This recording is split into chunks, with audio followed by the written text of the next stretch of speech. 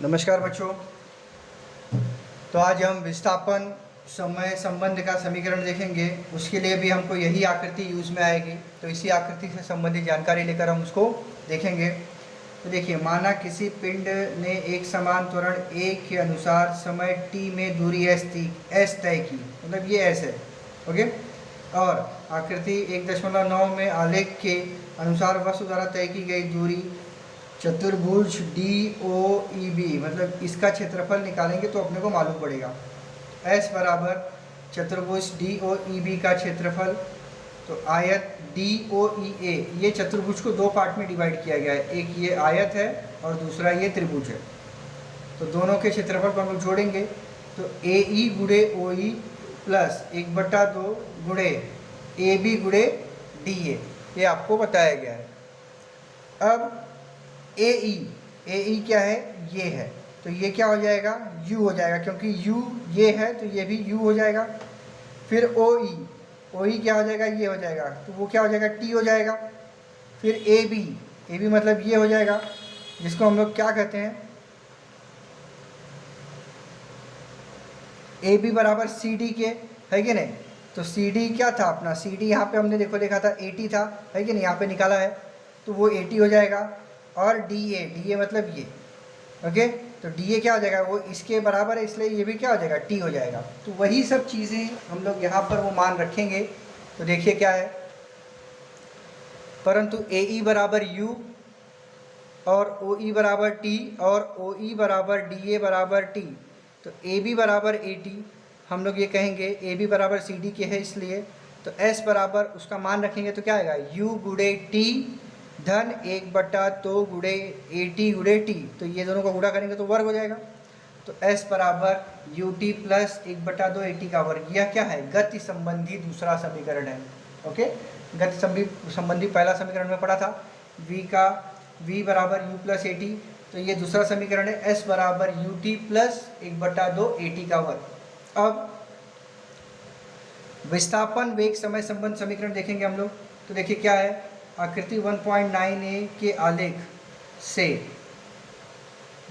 पिंड द्वारा तय की गई दूरी चतुर्भुज DOEB के क्षेत्रफल द्वारा ज्ञात की जा सकती है। चूंकि चतुर्भुज DOEB एक समलंब चतुर्भुज है, अतः समलंब चतुर्भुज के सूत्र का उपयोग करके हम लोग वो दूरी ज्ञात कर सकते हैं कि उसने कितनी दूरी तय की है। तो देखिए क्या आ जाएगा, S बराबर 1/2, समलंब चतुर्भुज का क्षेत्रफल क्या होता है, समांतर भुजाओं की लंबाइयों का योगफल गुणे समांतर भुजाओं के बीच की लंब दूरी, ओके। तो देखिए समांतर भुजाएं, अब हम डायग्राम वापस देख लेंगे एक बार। देखिए समांतर भुजाओं की लंबाइयों का योगफल, मतलब ये हो गया और ये हो गया, okay, OD plus EB, okay, और उनके समांतर भुजाओं के बीच की दूरी मतलब ये OE हो गया। तो वही यहाँ पे हम देख रहे हैं, लिख रहे हैं, देखिए यहाँ पे, ओके। यहाँ पर देखिए 1/2 गुणे OD प्लस BE गुणे OE, परंतु OD बराबर क्या आएगा, U, BE बराबर क्या आएगा, स्मॉल b, एंड OE बराबर क्या आएगा, T। तो इसलिए S बराबर 1/2 गुणे ब्रैकेट U प्लस V गुणे T, इस तरीके से आ जाएगा। तो ये समीकरण 2 हो जाएगा। अब A बराबर क्या होता है, त्वरण बराबर अंतिम वेग माइनस प्रारंभिक वेग बटा T, तो V माइनस U बटा T, तो T क्या आ जाएगा, इधर आ जाएगा और A इधर आ जाएगा। तो T की जगह हम लोग, इस T की जगह हम लोग ये रखेंगे, ये जो निकाले हैं तो रखेंगे, तो वहाँ पर क्या आएगा, V प्लस U और V माइनस U बटा 2 गुणे A 2A। तो अब हम इसको क्या करेंगे, ये यहाँ पर जाएगा 2AS और V plus U and V minus U, A plus B और A माइनस B का सूत्र लगाएंगे तो क्या होगा, A का वर्ग माइनस B का वर्ग, तो ये U यहाँ से जाएगा तो क्या बचेगा, V का वर्ग बराबर U स्क्वायर प्लस 2AS। यह गति संबंधी तीसरा समीकरण है, होंगे, जिसको हम लोग गति संबंधी तीसरा समीकरण बोलते हैं। तो V का वर्ग बराबर U का वर्ग प्लस 2AS, इस तरीके से।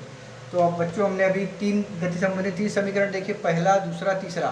तो पहला क्या था, V बराबर U प्लस AT, है कि नहीं, ये पहला समीकरण है गति संबंधी। यह किसके किसके बीच में समय संबंध दर्शाता है, वेग और समय के बीच में संबंध दर्शाता है। दूसरा हमने गति संबंधी दूसरा समीकरण पढ़ा, जिसको हम लोग ने विस्थापन और समय संबंध दर्शाता है। इसमें S बराबर ut प्लस 1/2 at का वर्ग, ये आता है। फिर विस्थापन वेग समय संबंध समीकरण, इसमें हमने देखा v का वर्ग बराबर u का वर्ग प्लस 2as, इस तरीके से यह गति संबंधी तीसरा समीकरण है।